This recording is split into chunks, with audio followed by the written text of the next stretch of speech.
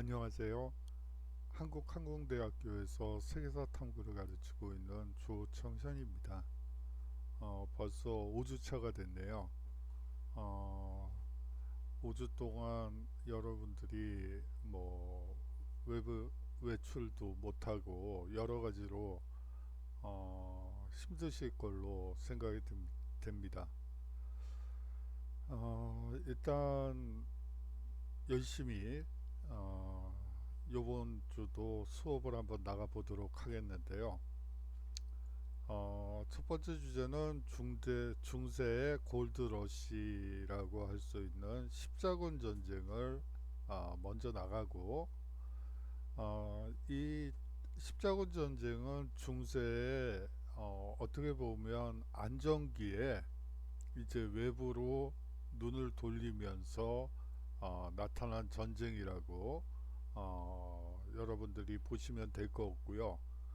다음으로 백년 전쟁과 장미 전쟁까지 살펴보겠는데, 이 백년 전쟁과 장미 전쟁은 사실상 중세가 서서히 기울어지고 석양이 지면서 새로운 형태인 국민국가 혹은 중앙집권적인 절대 왕정으로 나아가는 시작점이라고 볼 수가 있어요.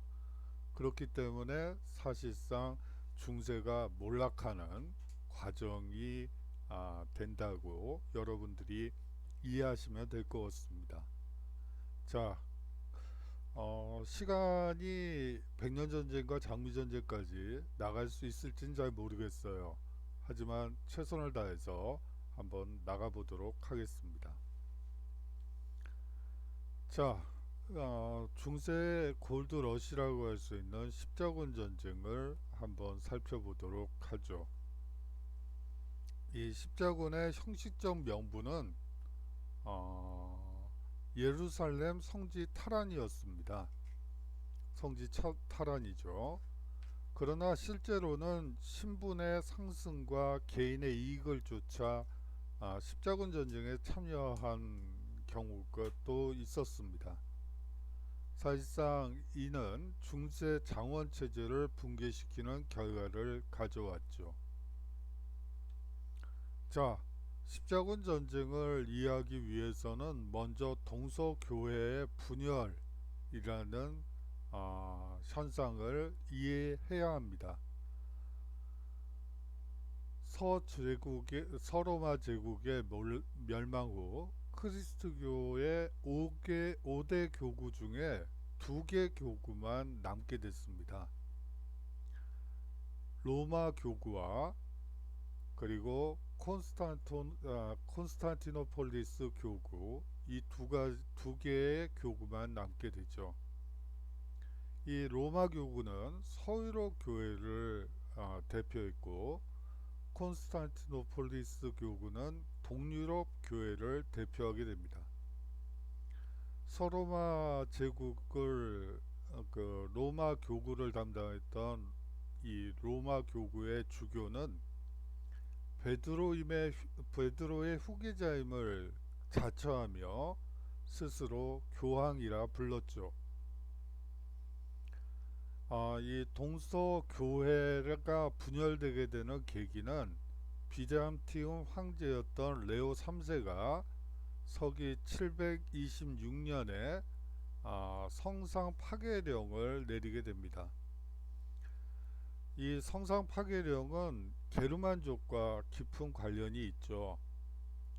이 게르만족은 사실은 기마민족이었고, 그렇기 때문에 어떤 학문적인 아니면 교리적인 설명을 해줘도 잘 이해를 못했다고 그래요.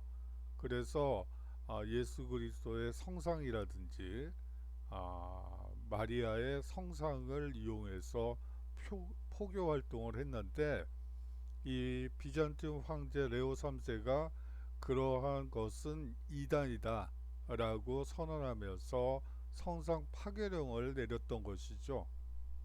그러면서 동서교회는 대립이 격화되는 양상으로 발전하게 됩니다. 이 동서교회의 분열은 1054년에 이루어지게 돼요. 이 로마 가톨릭 교회는 로마 교황을 중심으로 서유럽 교회를 지배하게 되고요. 그리스 정교회는 비잔티움 황제가 교회의 수장으로 이 교회의 수장이라는 말이 황제가 수장이라는 말이 여기서 가장 중요합니다. 동유럽 교회를 지배하게 됩니다. 물론 황제 교황주의라는 말이 있는데 황제 교황주의는 지금 학계에서는 여러 그것이 아니다 부터 시작해서 여러 가지 학설들이 있는데 그것을 여기서 소개할 필요는 없을 것 같고요. 단지 황제가 교회의 수장이었다 정도로 여러분들이 일단은 생각하시는 게 좋을 것 같습니다. 이 로마 가톨릭 교회는 이제 중세가 안정기로 들어서면서 성장을 하게 됩니다.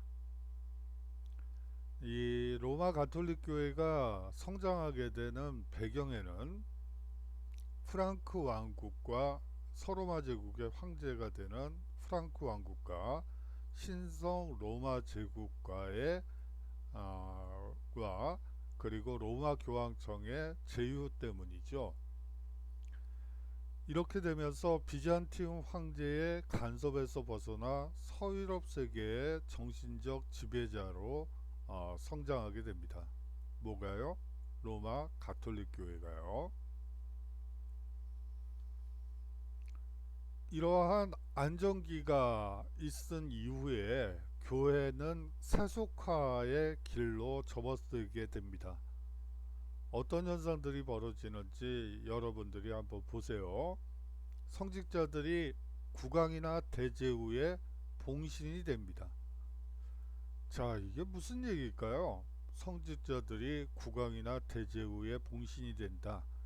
이렇게 되면 어떤 현상이 벌어지냐면 예를 들어서 여기에 한 나라가 있다고 칩시다. 요거는 이게 프랑스라고 치면 일드 프랑스는 여기에요. 약간 좀 위겠다. 한 요쯤 되겠네요. 동북 쪽이니까. 요 정도의 땅을 차지하는 게 프랑스 국왕이고요. 노르망디 공국은 한 이 정도, 다시 말하면 훨씬 더 크죠. 거기다가 이 노르만디 공국은 이제 배우셨겠지만 앞 시간에 설명드렸다시피 영국을 또 차지하게 돼요. 그러면 프랑스 국왕보다 훨씬 더 많은 영지를 가지고 있고요. 이 안에 교회령들이 자리 잡고 있어요. 뭐 예를 들어 어떤 성당의 땅이라든지 그러한 땅들이 이 불란서 도처에 있죠. 이것은 교황이 임명한 성직자들의 경우 불란서 국왕이나 제후가 직접 통치를 할 수가 없죠. 이 지역은 교황령이고 교황의 통치 하에 있게 됩니다. 다시 말하면 하나의 단일한 영토 안에 주권이 하나만 미치는 것이 아니고 한 지역 내에서도 교회령과 영주령과 왕령이 혼재된 형태로 나타나게 되죠. 그렇게 되면서 사실은 교황령의 경우에는 교황에게 세금을 내고 또 왕령의 경우에는 국왕에게 세금을 내고 제후령 같은 경우에는 제후에게 세금을 냅니다. 이렇게 되면서 성직자들이 국왕이나 대제후의 봉신이 되면 결국은 이 성직자들이 거둔 세금은 국왕이나 대제후의 차지가 되는 것이죠. 이러면서 나중에 서임권을 성직자 임명권을 누가 갖느냐를 두고 국왕이나 황제와 교황 사이에 갈등이 일어나게 되면서 뒤에 나올 카노사의 굴욕이다, 뭐 아비뇽의 유수다, 이러한 현상들이 나타나게 되는 것입니다. 성직자에 대한 임명권을 세속 권력이 갖게 된 것이죠. 교회의 봉건 영주화 현상도 나타나게 됩니다. 사실상 교회령 자체가 봉건 영주화돼서 영지의 안에 있는 농노들을 지배하게 되는 것이죠.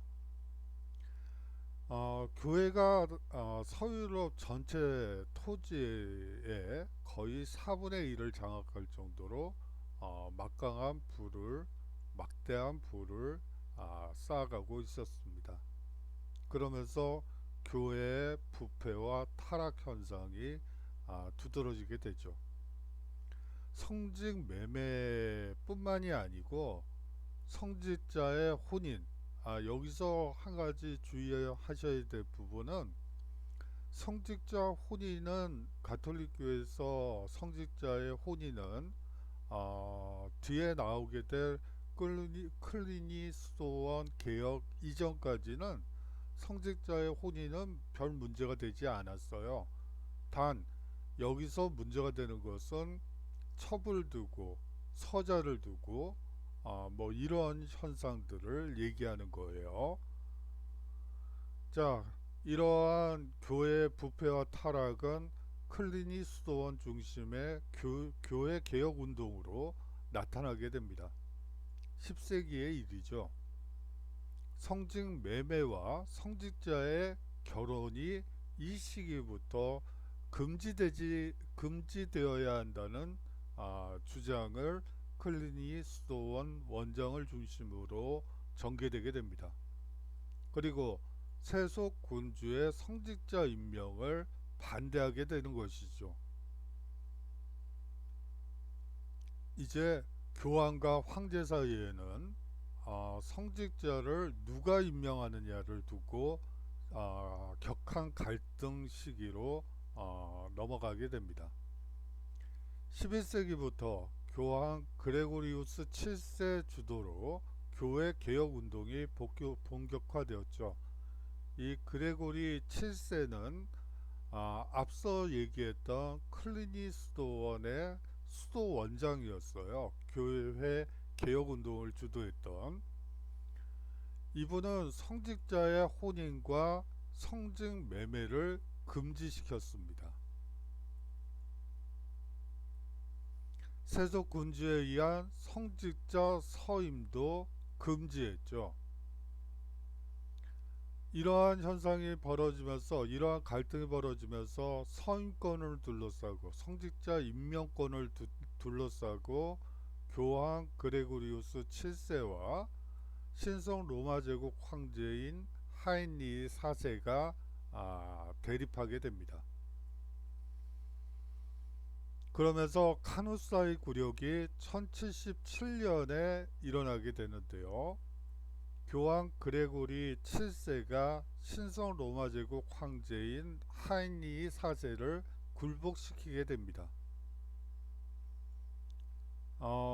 여기서 이제 중요한 개념이 죄송해요. 한번 써볼게요. 파문이라는 어렵네요. 파문이라는 말입니다. 뭐 지금식으로 얘기하면 어떤 종교에서 파문을 내렸다, 그게 별 의미가 없죠. 뭐 아무 상관이 없어요, 일상생활하는 데는.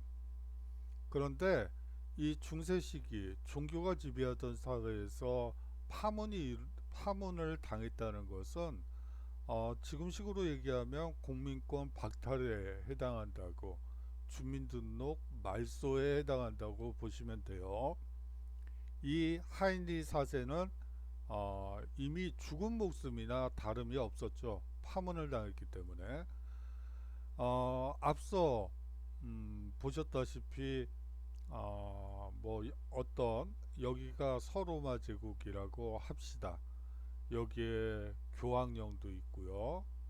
그리고 여기에 교회령도 있고요. 여기에 무슨 주교령도 있고 뭐 흩어져 있죠. 이러한 지역을 지나갈 때 어떠한 법적인 보호도 받을 수 없는 처지가 되는 것이죠. 하인리 4세는 이미 공민권이 박탈된 상태이기 때문에 이 사람이 자객한테 죽는다 하더라도 법의 보호를 받을 수 없는 상황이 되는 것입니다. 그러면서 하인리 4세는 카노사에 가서 무릎을 꿇고 한겨울에 당시에 눈이 내렸다고 해요. 그 무릎을 꿇고 4일 동안 좀 파문을 풀어주십시오 라고 간청을 하는 그것을 우리가 보통 카노사의 굴욕이라고 얘기를 합니다.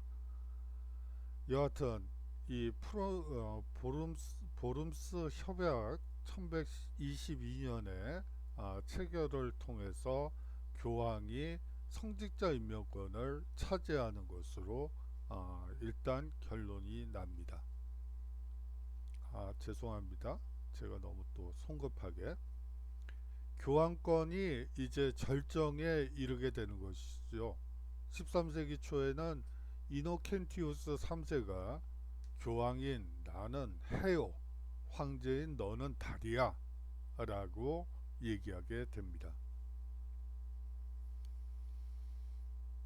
자, 이제 서유럽 중세 서유럽 문화의 성격을 한번 살펴보도록 하죠. 어디 갔을까요? 여기 있군요. 죄송합니다. 크리스트교 중심의 문화라는 게 가장 중요하죠. 신앙의 절대 우위가 천명되었습니다. 따라서 자연과 인간에 대한 자유로운 해석은 불가능해지게 되는 것이죠. 자연과 인간에 대한 연구를 하느니 신앙에 대한 연구를 하는 편이 더 낫다. 이러한 분위기가 지배적이 됩니다. 문화의 중심지로서는 교회와 수도원이 대표적인 곳이 되어 움베르토 에코가 쓴 장미의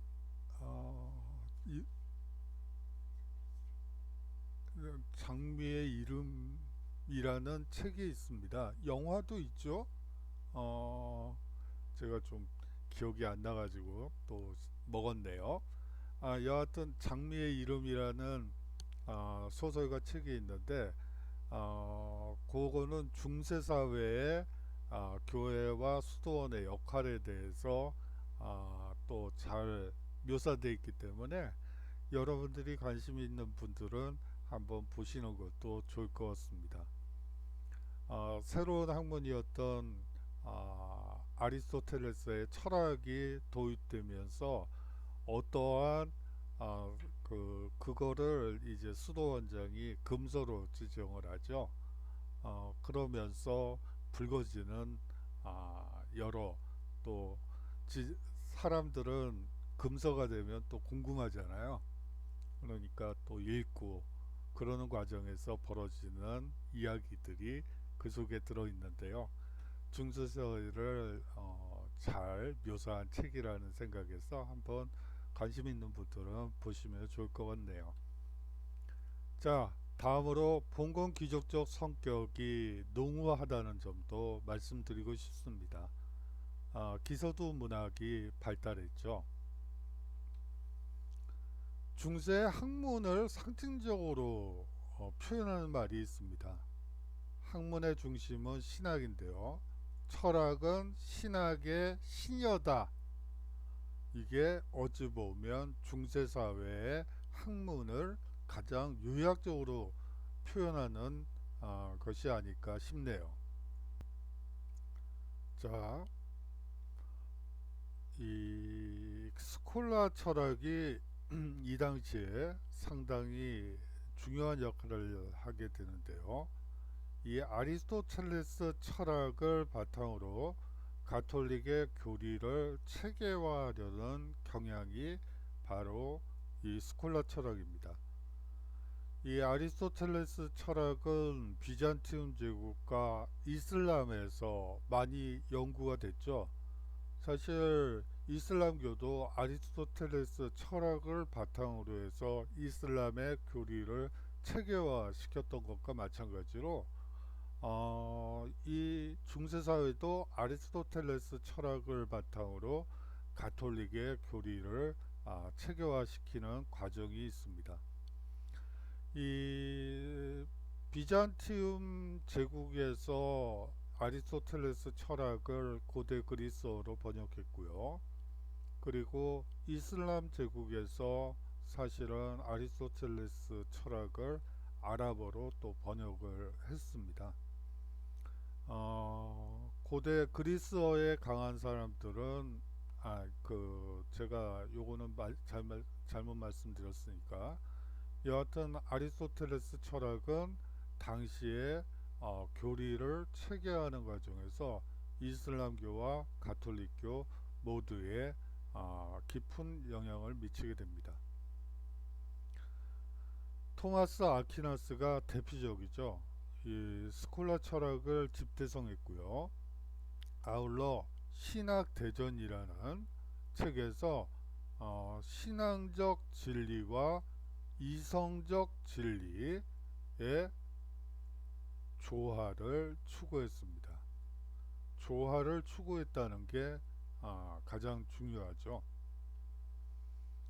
이제 대학이 만들어지게 되죠. 12세기 이후 유럽 각지에 대학이 설립되게 됩니다. 앞서도 얘기했지만 볼로냐 대학과 파리 대학이 있는데요. 이 볼로냐 대학은 법학이, 그리고 파리 대학은 신학이 강합니다. 이 볼로냐 대학은 대표적으로 학생 조합이 설립한 학교예요. 대학이에요. 그렇기 때문에 학생들이 이 대학의 주인이죠. 그래서 교수라든지 강사를 채용할 때 학생회에서 그 교수 임용을 했어요. 거기에 비해서 파리 대학은 교수조합이 만든 대학입니다. 교수조합이 만들었다는 얘기는 무슨 얘기죠? 학생 선발권을 교수 조직이 가지고 있다는 얘기예요. 그렇기 때문에 이 볼로냐 대학과 파리 대학은 대학의 학풍이 완전히 다르다고 볼 수가 있죠. 학생들이 행정직이나 당시에는 공무직에 가기 위해서 학생들이 수강 신청 그 교수와 강사를 뽑을 때 법학을 상당히 중요시 여겼어요. 그렇기 때문에 법학 위주로 그 교수와 강사 충원이 이루어졌기 때문에 볼로냐 대학은 학생 대학이라고 볼 수가 있고요. 파리 대학은 학생들의 요구보다는 교수의 입김이 훨씬 더 강하기 때문에 신학이 가장 중요한 학문으로 자리매김하게 됩니다. 느껴지시나요? 학생회가 중심이 된 대학과 교수회가 중심이 된 대학의 차이가 를 느껴주시면 될 것 같습니다. 교회나 세속적 권력의 통제에서 벗어나 자치적으로 운영되었다는 게 중요해요. 여기서 핵심어는 자치적입니다. 사실상 자치적이라는 말은 현대적인 개념이고요. 사실상 이 대학은 그 자체가 하나의 국가였어요. 대학회에서 법령을 만들고요. 행정 조직이 있죠. 그리고 치안권을 가지고 있습니다. 그리고 재판도 해요. 대학이 어, 학생들이 밖에 나가서 무슨 사고를 칠 수도 있죠. 그런 경우에 이제 재판권을 요구하면서 학생들을 데리고 들어와요. 그래서 대학 법정에서 어, 그 재판을 받게 한다든지, 사실상 하나의 국가라고 여러분들이 생각하시면 될 것 같습니다. 자, 십자군 전쟁을 알아보기 위해서는 비잔티움 제국의 성세에 대해서도 알고 있어야지 될 것 같아서 몇 가지 준비해 봤습니다. 이 비잔티움 제국의 건 사실 상당히 강성한 나라였죠. 황제권의 강화가 이루어집니다. 황제가 교회를 지배하는 황제 교황주의가 발달해 있었죠. 이 황제 교황주의에 대해서는 앞서 얘기한 바대로 뭐 여러 가지 이설들이 있어요. 그렇지만 우리가 그냥 일반적으로 황제 교황주의라고 이해하시면 될 것 같아서 그냥 그대로 가지고 왔습니다. 상공업의 발달을 살펴보면 수도 콘스탄티노폴리스가 동서무역의 중심지였죠. 이 콘스탄티노폴리스는 비단길의 서쪽 끝이에요. 그러면 비단길의 동쪽 끝엔 어느 나라가 있죠? 신라와 고려가 있는 거죠. 이 신라와 비잔티움 제국은 여러 공통점을 가지고 있어요. 일단 첫 번째 두드러진 공통점은 신라와 비잔티움 제국은 천년왕국이라는, 어떻게 보면 인류 역사에서 보도 듣도 못하는 천년왕국을 세웠죠. 연표를 보시면 확인해 보실 수 있을 것입니다. 그리고 콘스탄티노폴리스와 신라의 또 다른 공통점은 반도에 위치하고 있다는 거예요. 비잔티움과 이 신라는 다시 말하면 이제 반도 국가는 기본적으로 동서무역을 중심으로 미래를 구성해야지만 번영을 구가할 수 있다는 것이죠. 폐쇄적인 형태의 경제 정책으로는 절대 역사에서 두각을 미칠 수 없는 것이 반도 국가의 운명인 것 같습니다. 자, 우리 시야를 넓혀서 세계 곳곳을 쳐다봐야지 우리나라 국내만 쳐다봐 가지고는 미래가 보이질 않죠. 자, 제가 좀 옆으로 샜죠. 다시 비잔티움 제국으로 넘어가도록 하겠습니다. 유스티아누스 황제 때가 전성기예요. 지중해 세계를 통일하죠. 6세기에 이릅니다. 유스티아누스 법전을 편찬하고 성소피아 성당을 건축하게 됩니다.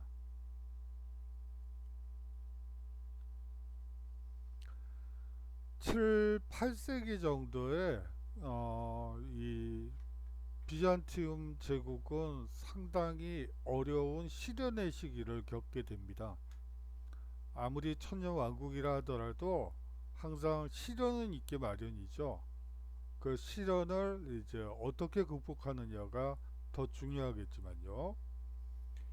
이민족의 침입으로 발칸반도 남단과 소아시아로 영토가 축소되게 됩니다. 그리고 국명을 비잔티움 제국에서 그리스 헬레니즘 제국으로 바꾸기도 하죠. 이러한 위기를 극복한 방식이 군강구제와 둔정변제입니다. 이것의 골자는 사실상 자영농 육성이라고 보시면 돼요. 여러분들이 세상의 모든 개혁이라는 게 있어요. 어떤 개혁 조치가 있다. 그런 경우에 대부분은 자영농 육성이 가장 중요한 본질이에요. 자, 자영농을 육성한다는 말은 무슨 얘기죠? 세금을 낼 수 있는, 군대를 갈 수 있는 장정들의 국력, 세금을 낼 수 있는 사람들의 숫자가 증가한다는 것을 의미합니다. 다시 말하면 국력이 확장되는 것을 의미하죠. 하지만 이러한 개혁 조치들, 지금식으로 얘기를 하자면 중소상공업자들, 그리고 소상공인, 그리고 자영업자들이 이들의 자영농에 해당한다고 생각하시면 될 것 같아요. 이 비잔티움 제국은 9세기 중엽이 되면 둔전병제의 붕괴로 자영농이 몰락하게 돼요. 몰락합니다. 자, 자영농이 줄면서 세금이 안 거치겠죠. 군대 갈 사람도 없어요. 그러면 어떤 현상이 벌어지죠? 황제권이 약화되게 된 것이죠. 엎친 데 덮친 격으로 셀주크 투르크의 침입이 11세기에 이루어집니다. 나중에 얘기가 나오겠지만 4차 십자군 때는 콘스탄티노폴리스가 십자군에 의해서 점령이 되면서 비잔티움의 나라가 잠시 망하는 시절도 있었어요. 그게 13세기 초의 일입니다. 결정적으로 멸망을 한 것은 오스만 제국 때였죠. 오스만 제국이 그 콘스탄티노폴리스를 점령함으로써 비잔티움 제국은 몰락하게 됩니다. 1453년의 일입니다. 그리고 앞서 개혁을 얘기를 하면서 군강구제와 둔전병제에 대해서 얘기를 나눴었는데요. 군강구제는 쉽게 얘기하면 지방행정단이라고 생각하면 돼요. 우리식으로 얘기를 하자면 동, 군, 면이겠군요. 뭐 이런 식의 지방행정단이라고 생각하시면 되고요. 7세기 이후 외적의 침입을 효과적으로 막아내기 위해서 지방에 주둔하는 군단의 사령관이 주둔지의 민정도 함께 다스리게 된 데서 군강구제라는 용어가 나타나게 됩니다. 둔전병제는요, 군강구의 장관이 부하 병사들에게 군사 복무에 대한 대가로 병사 보유지를 지급한 것을 얘기합니다. 땅을 준 것이죠. 소토지를 받은 병사들은 사실상 자영 농민층을 형성하게 되고 이들을 둔병이라고 얘기한 것입니다. 거듭 말씀드리지만 자영 농민층, 자장농, 이건 동서양을 막론하고 근대 이전 시기에서 개혁의 가장 본질적인 요소라고 보시면 될 것 같아요. 이름이야 어떻게 되던 개혁의 본질은 거기에 있다. 콘스탄티노폴리스에 대해서 한번 정리를 해보죠. 소아시아에서 유럽의 발칸반도로 이어지는 도승서 교통로의 요충지에 자리 잡고 있습니다. 기원전 7세기 무렵 그리스 식민 도시인 이 비잔티움 위에 폐허가 됐었죠. 4세기 콘스탄티누스 황제가 로마의 수도를 이곳으로 옮긴 뒤에 도시를 재건하고 자기의 이름을 따서 콘스탄티노폴리스라고 부르게 된 것이라고 이해하시면 됩니다. 비잔티움 제국의 수도로, 아울러 비잔티움 문화의 중심지로, 죄송합니다. 중심지로, 그리고 제국의 수도로, 그리고 동서무역의 거점으로 크게 번영했고요. 중세시대 유럽 최대 도시라고 보시면 됩니다. 인구가 가장 많고 가장 번영한 국가라고 보시면 됩니다. 죄송합니다. 일단 한번 이용할 수 있는 도구는 최대한 이용해 볼게요.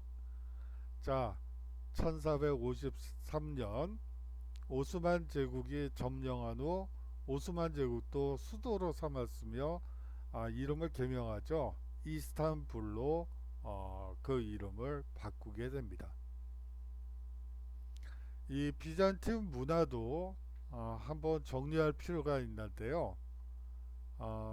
그리스 정교라는 틀 위에 그리스 문화, 그리스 로마 문화와 헬레니즘 문화를 융합시킨 것입니다. 기본은 그리스 정교고요. 그 위에 그리스 로마 문화와 헬레니즘 문화를 융합했다고 생각하시면 됩니다. 학문은 그리스어를 공용으로 했고요. 그리스의 사상과 학문을 보전 연구하게 됩니다. 법률에 있어서는 고대 로마법을 집대성한 유스티니아누스 법전이 대표적이고요. 편찬을 하게 되죠. 아울러 비잔티움 건축 양식에서 웅장한 돔과 화려한 모자이크 벽화가 특징입니다. 그거를 가장 대표하는 성당이 성소피아 성당이 되죠. 이제 비잔티움 제국이 몰락한 이후에, 물론 그 이전에도 그랬지만 비잔티움 문화를 가장 잘 계승한 것이 이 슬라브족이라고 볼 수가 있겠죠. 슬라브족까지 한번 살펴보도록 하겠습니다. 슬라브족은 유럽의 동북부에 거주하고 있으면서 6세기 이후에는 비잔티움 제국의 영내에 정착하기도 했죠. 그러면서 비잔티움 문화의 영향을 받게 됩니다. 이 서슬라브족은 폴란드 왕국과 보헤미아 왕국으로 대표가 되는데요. 이 대표적인 로마 가톨릭교를 국가들이에요. 그리고 그래서 서유럽의 영향을 많이 받을 수밖에 없었죠. 거기에 비해 남슬라브족은 발칸반도에 정착을 했는데요. 여러분들이 유고내전이란 말 혹시 들어보셨는지 모르겠어요. 그 유고내전이 일어났을 때 뭐 엄청났었죠. 종교를 바탕으로 여러 전쟁이 벌어지고요. 그랬습니다. 여기 있군요. 세르비아인은 그리스 정교를 수용했고요. 크로아티아와 슬로베니아는 로마 가톨릭교를 수용하게 됩니다. 이러면서 20세기, 21세기에 가장 참혹한 전쟁이라고 할 수 있었던 유고 사태가 벌어지죠. 종교를 기반으로 해서 대량 학살이 이루어지는 유고 내전을 경험하게 되는 거예요. 종교가 이름이 돼도 살인은 살인이고 학살은 학살인 것이죠. 자, 동슬라브족을 살펴보도록 하겠습니다. 먼저 키예프 공국을 한번 보도록 하죠. 여기 있군요. 키예프 공국은 블라디미르 1세가 만든 공국입니다. 흑해를 통해 비잔티움 제국과 교역을 하고 그리스 정교를 국교로 받아들였죠. 비잔티움 문화를 적극 수용해서 키릴 문자를 사용하게 됩니다. 그리스어 문자에서 많이 빌려온 것으로 얘기들을 하는 키릴 문자를 사용하게 됩니다. 이 키예프에 있는 성 소피아 성당이 건립이 되죠. 이러한 키예프 공국도 13세기 몽골족이 킵차크 한국을 세우고 지배하게 되면서 멸망하게 되죠. 그 뒤를 이어서 모스크바 대공국이 출현하게 됩니다. 15세기 후반에 이반 3세가 몽골족을 몰아내고 러시아 동북부를 통일하게 되는 것이죠. 이 모스크바 대공국은 비잔티움 황제의 계승자로 황제의 계승자로 자처하며 스스로를 짜르라 말했습니다.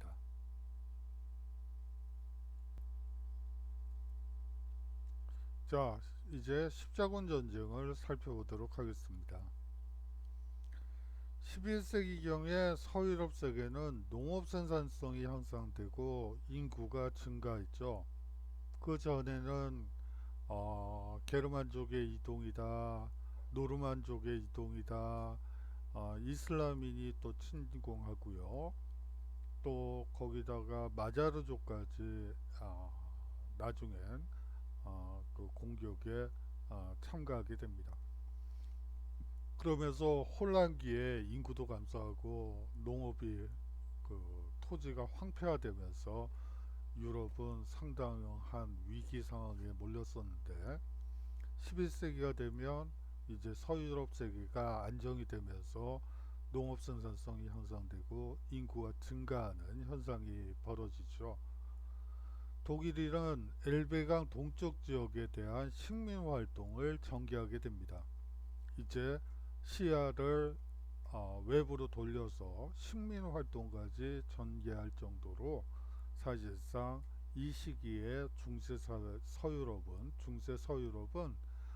사실상 안정기에 들어와서 외부 팽창을 노리던 시기라고 이해하시면 되겠죠.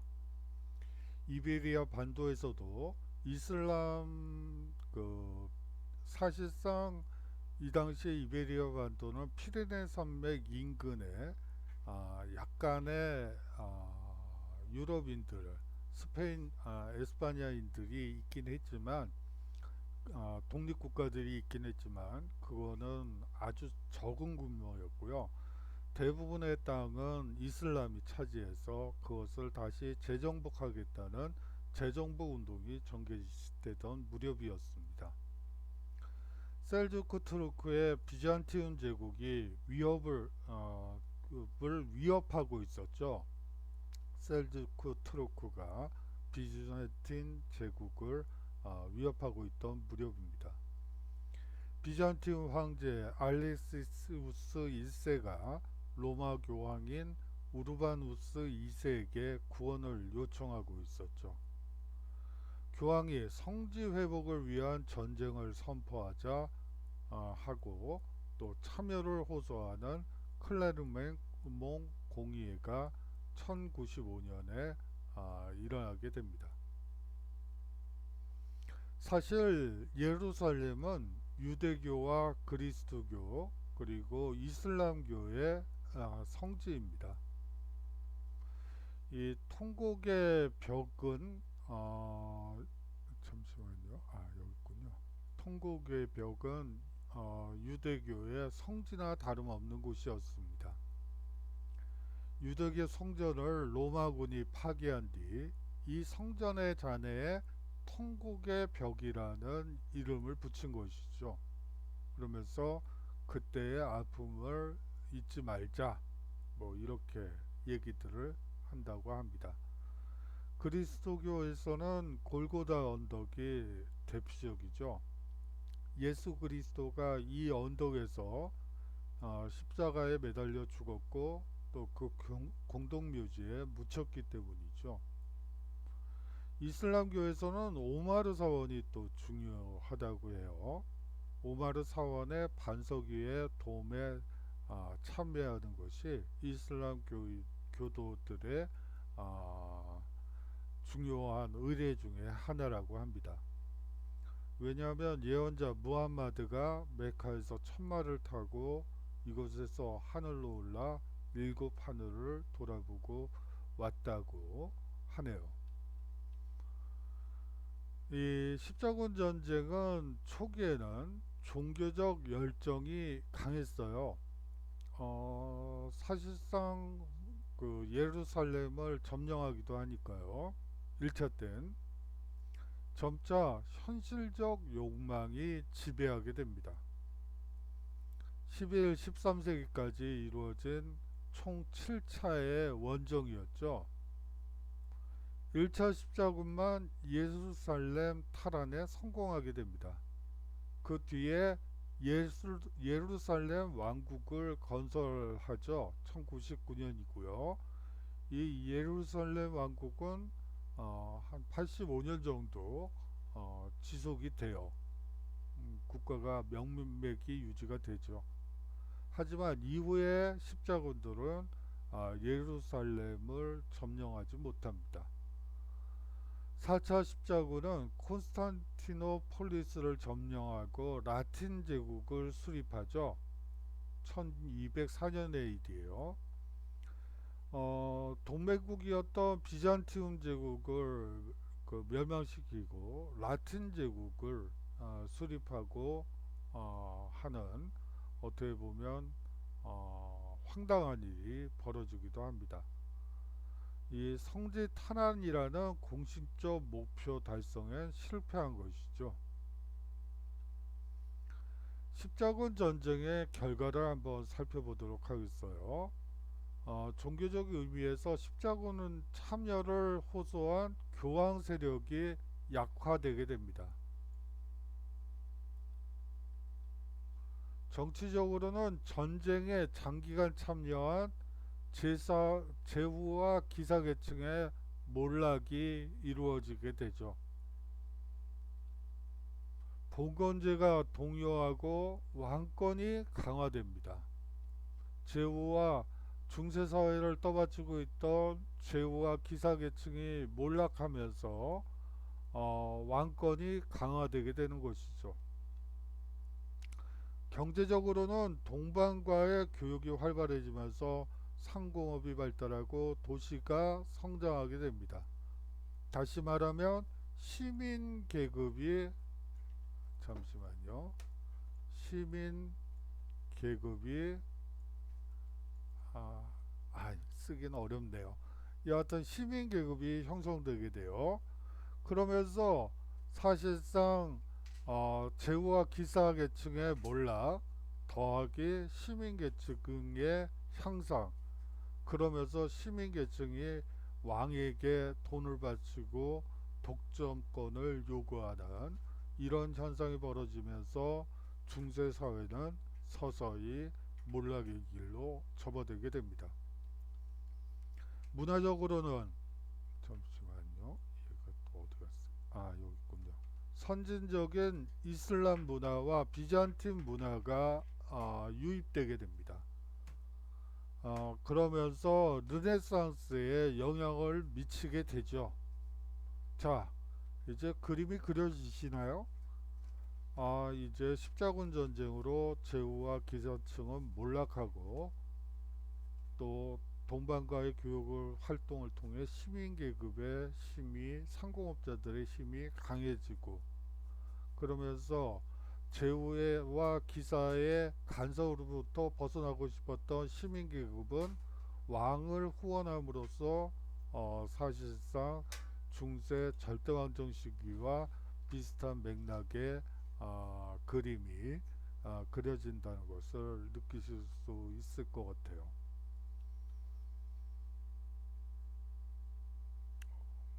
잠시만요. 자, 과제를 드리도록 할게요.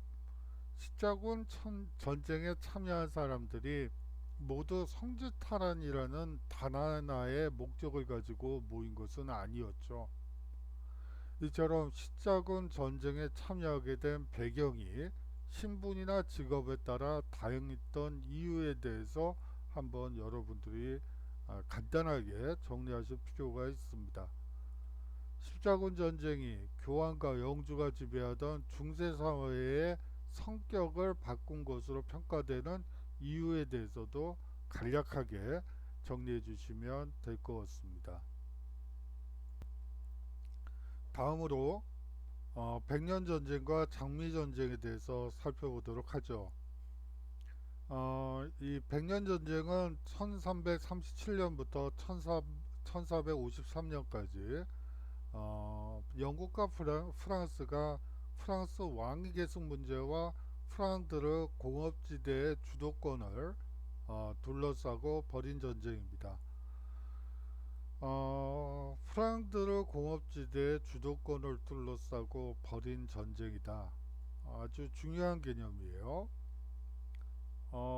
사실 여러분들이 아시겠지만 여기에 서유럽이 있다고 칩시다. 여기에 여기까지가 프랑스라고 치고 뭐 여기부터 이탈리아 여기가 독일이라고 한번 칩시다. 물론 프로이센은 여기에 있죠.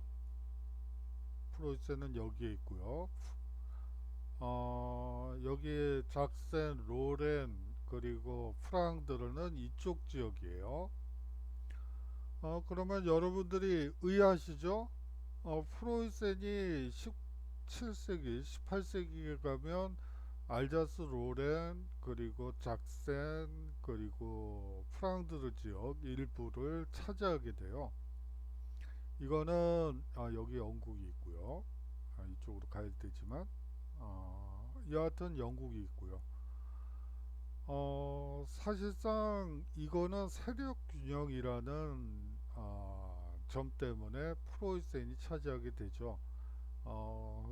뭐 이거는 나폴레옹 전쟁 이후를 다루면서 설명을 드려야 되는 부분인데 이 프랑드르 지역이 얼마나 중요한 지역인가를 설명을 하려면 나폴레옹 시대로 다시 올라가는 게 맞을 것 같아서 설명을 드립니다. 이 당시에 프랑스는 패전국이었죠. 그러니까 이, 이 지역을 차지할 수가 없어요. 패전국이 영토를 확장할 수는 없는 거잖아요. 당시에 영국이 이쪽 지역을 가질 수가 없어요. 왜 그렇죠? 대륙의 교두보를 확보하는 것이기 때문에 이거는 승전국도 패전국도 원치 않는 것이죠. 자, 그렇게 되면서 당시에 가장 약소국이었던 어디죠? 여기 있군요. 프로이센이 이 지역을 차지하게 돼요. 여러분들이 그렇게 생각할 거예요. 그러면 이 지역은 뭐죠? 이 뻥 뚫린 지역이요.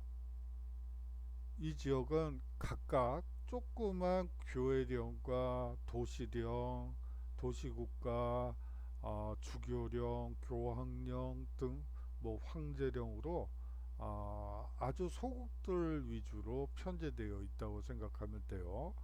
다시 말하면 지금의 영토 개념하고는 완전히 다르다는 거 강조하고 싶고요.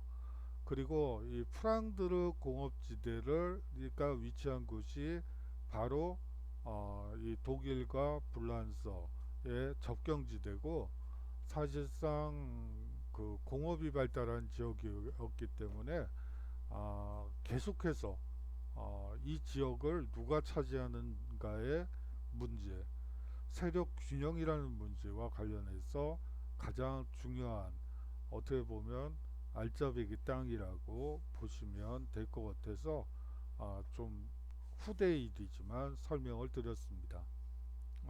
자세한 사항은 또 그 시기에 가서 더 자세하게 살펴보도록 하죠. 장미전쟁은 1455년에서 1458년까지 영국의 랭커스터가와 요크가 사이에 벌어졌던 왕위 쟁탈전이에요. 이 전쟁으로 많은 귀족과 기사계급 세력이 꺾이고 왕권이 강화되어 영국은 절대주의 시대로 접어들게 됩니다. 자, 이제 국민국가가 형성되는 과정에서 백년전쟁과 장미전쟁을 이해해야 된다는 것을 여러분들이 이해하시면 될 것 같습니다. 죄송합니다. 얘가 또 어디 갔죠? 아,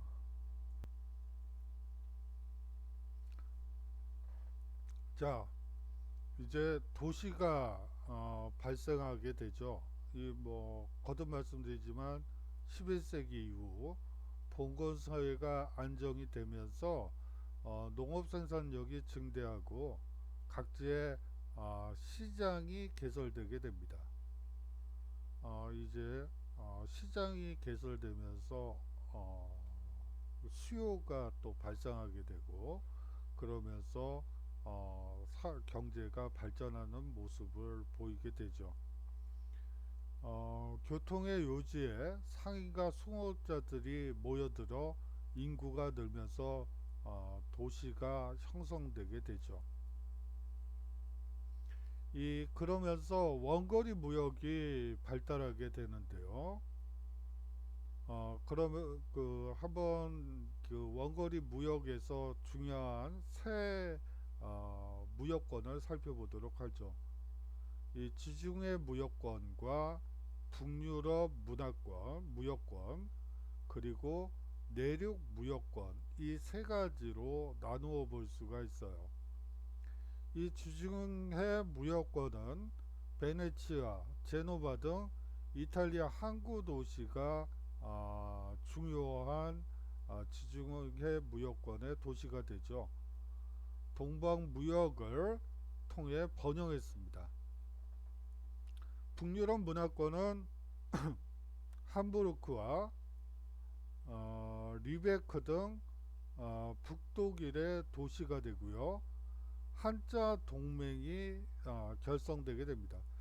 한자 동맹 하니까 여러분들이 저게 기억이 나실 거예요.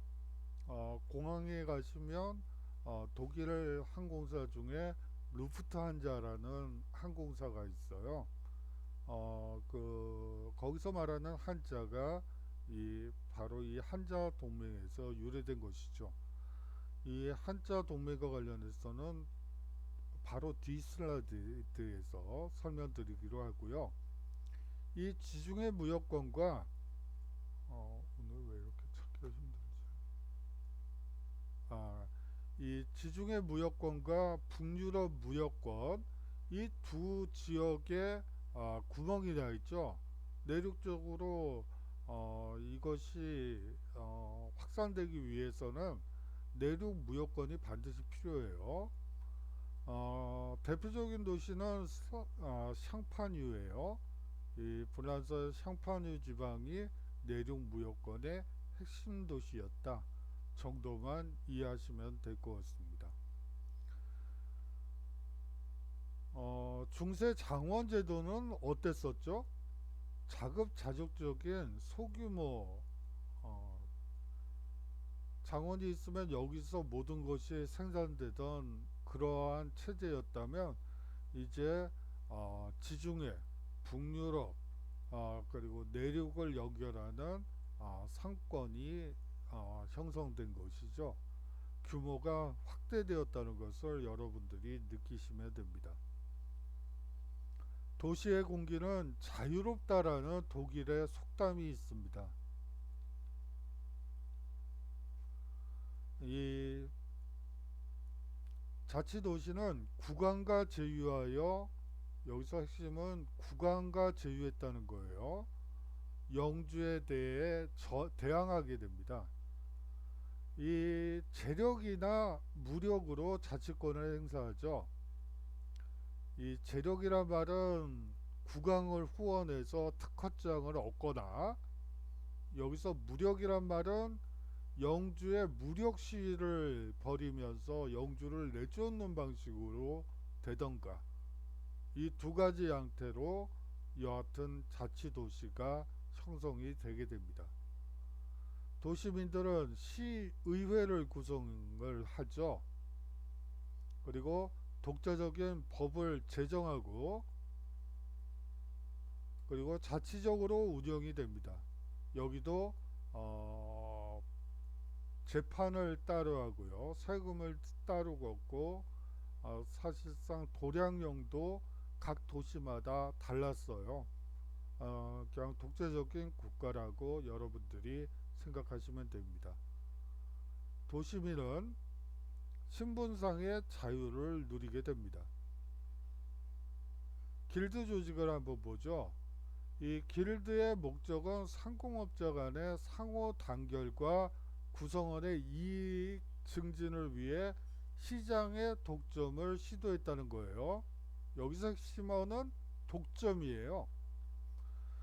길드 조직은 기본적으로 폐쇄적, 독점적 성격을 가지고 있습니다. 품질이라든지 공정이라든지 어떤 물건을 만드는 공정이라든지 가격이라든지 임금, 노동시간 다 통제가 돼 있어요. 뭐 예를 들어서 어떤 사람이 품질을 향상시키기 위해서 새로운 물질을 기존에 쓰던 그 방법과는 다른 방법을 도입했다고 합시다. 지금은 칭찬받아 마땅할 일이죠. 시장에서도 평가가 좋을 거예요. 하지만 이 시기 길드 조직에서 그런 행위를 했다가는 조합원 자격 박탈에 시민권 박탈이에요. 그러면서 그 도시엔 접근도 하지 못하게 되죠. 조합원의 이외에 영업을 금지하고 자유로운 상업활동을 규제한 것이 길드의 특징입니다. 다시 말하면 길드는 품질, 가격, 임금, 노동시간을 법이 정하는 대로 무슨 기술 향상을 한다든지 공정 과정을 줄인다든지 이런 식의 행위는 해당 행위로 간주하고 그 사람을 내쫓는 방식이죠. 자, 다음으로 상인 길드를 살펴보죠. 대상인이 길드의 운영과 더 핵심어가 있어요. 도시의 행정권을 장악합니다. 그리고 시의회를 구성해서 상인 길드가 차지하는 비중이 상당히 크죠. 자, 장인 길드가 있습니다. 직종별로 조직되어 있고요. 장인, 직인, 도제 등 신분적 계층을 형성하고 있습니다. 도제를 몇 년 동안 겪어야지만 직인이 될 수 있고요. 직인도 몇 년 동안의 수련 과정과 함께 대표 작품을 제출해야지만, 거기서 대표 작품은 품질, 가격, 임금, 노동시간에 맞춰서 기준에 맞는 아주 전형적인 상품을 만들어냈을 때만이 장인이 될 수 있습니다. 뭐 그 정도로 이해하시면 될 것 같아요. 다음으로 한자 동맹을 살펴보도록 하겠습니다. 이 14세기에 결성된 독일 여러 도시의 동맹이죠. 리베크를 맹주로 해서 7, 80개의 도시가 동맹체를 결성했어요.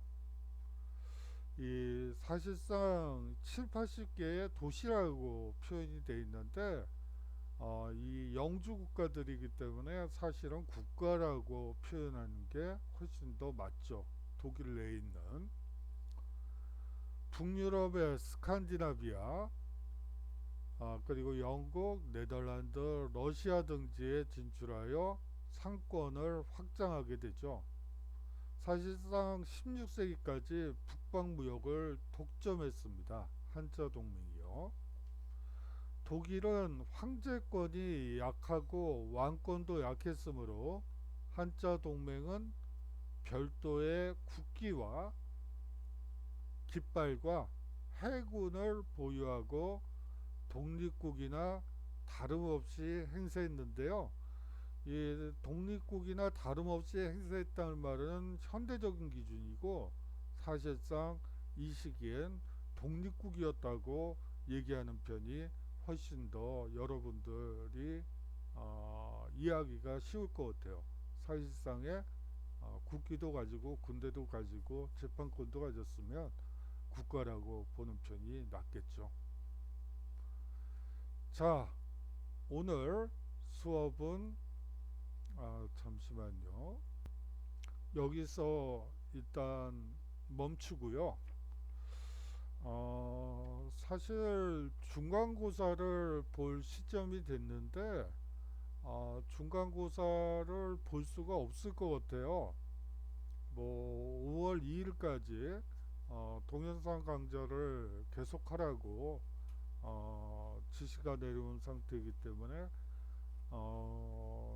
대면 수업이 이루어지면 5월 2일 5월 주에 첫 주에 대면 수업이 이루어진다고 하더라도 중간고사는 보기 어려울 것 같아서 중간고사 대체 리포트를 마지막으로 말씀드리면서 좀 수업을 마치도록 하죠.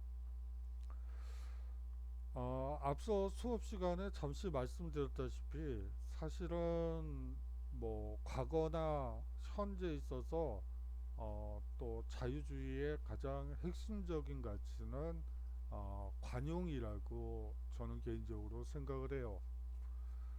그런데 뭐, 점점 관용이나 아량 같은 단어들은 사실상 그냥 과거의 단어로 점점 사라지는 것 같아서 가슴이 아팠는데 서점을 갔더니 흥미로운 책을 하나 발견을 했어요. 그래서 읽어보면서 관용을 다시 한번 그리고 아량이라는 두 단어를 다시 생각해 볼 수 있는 기회가 돼서 상당히 기분이 좋아서 여러분들께 소개를 드리고 그 책을 좀 어렵긴 하실 거예요. 하지만 한번 도전해 보는 거죠. 한번 내보도록 하겠습니다. 그 책의 이름은 볼테르라는 분이 쓰신 거고요. 관용 세상의 모든 칼라스를 위하여라는 제목의 책입니다. 그 책에서 이 볼테르라는 분은 철학자로 계몽 철학자로 알려져 있지만 사실은 이 사람은 관직을 한번 거치는데 관직명이 역사 편찬 뭐예요? 기억이 안 나네요.